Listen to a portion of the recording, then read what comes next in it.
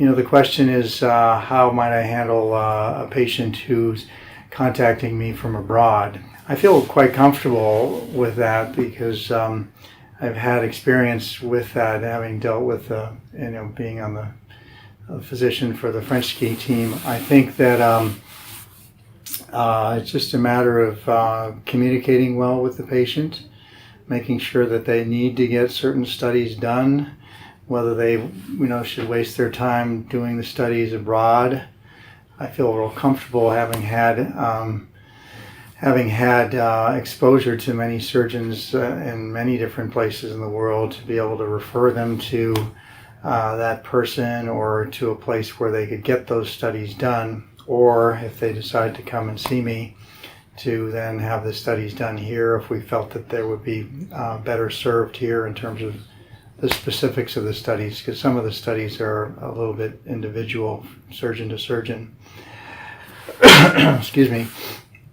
So I think we would try and get a lot of that taken care of ahead of time so that the patient didn't show up here and then not have the information that we needed, or at least have things ready to be scheduled here or already scheduled here, so when they came we would have them go through the the rat wheel, so to speak, to get everything done.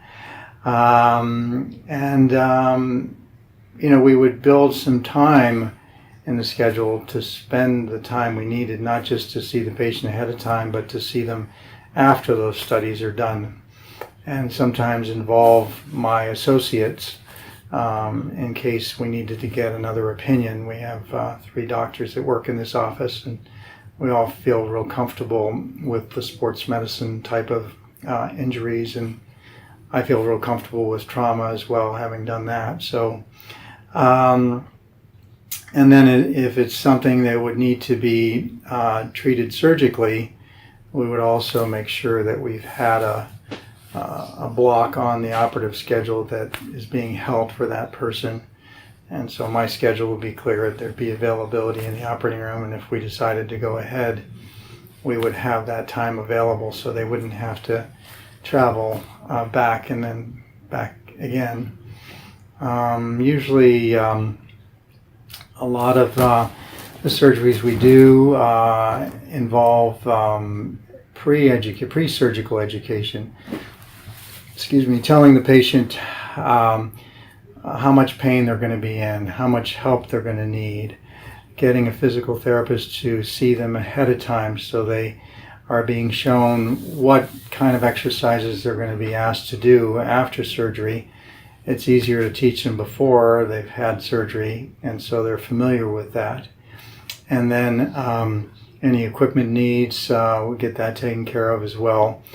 And then we generally can have people go home after their surgery if they're educated as to what is happening, and they have a support team to help them.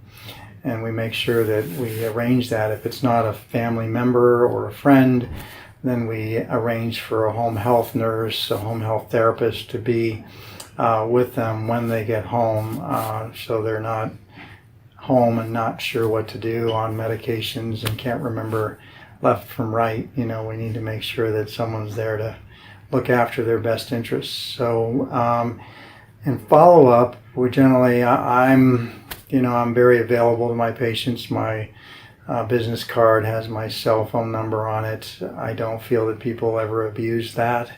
In fact, they probably underuse it. They'll get a call from the emergency room saying that someone's here, and I'll say, well, how long have they been there? And they've been here 6 hours, and they finally said, maybe you should call Dr. Guier. And I feel like, wow, if they had called me when it happened, if I wasn't available, we could have gotten someone there who knows the patient's history, particularly if it's a complication from an operation. Obviously, the patient would call me, but I don't feel like there's a lot of red tape for a patient to get to me. So that's something I'd want to reassure the patient about. And I generally do these surgeries as outpatient surgeries, unless it's a major trauma thing, or even the joint replacements now are staying in the hospital very few days, if any. And I'll touch base with the patient by phone that evening, and then, as I said, always available. And if I'm out of town or unavailable, I have a partner that's available to cover the practice. And I would normally see the patient anywhere from 7 to 10 days after surgery. If it was someone who was just here for a limited period of time, we would see them the next day, or even any patient we could see the next day to check the wound and check the dressing and make sure that a good dressing is on there so they can travel without feeling like something's going to happen. We use an impervious dressing so that they can shower with it on, with the dressing on, and not have to worry about how they're going to manage these dressings. And it usually works quite well. In fact, the dressing we put on at the time of surgery is very sterile, so there's really no reason to open that up and expose it to the outside world if everything's going well there.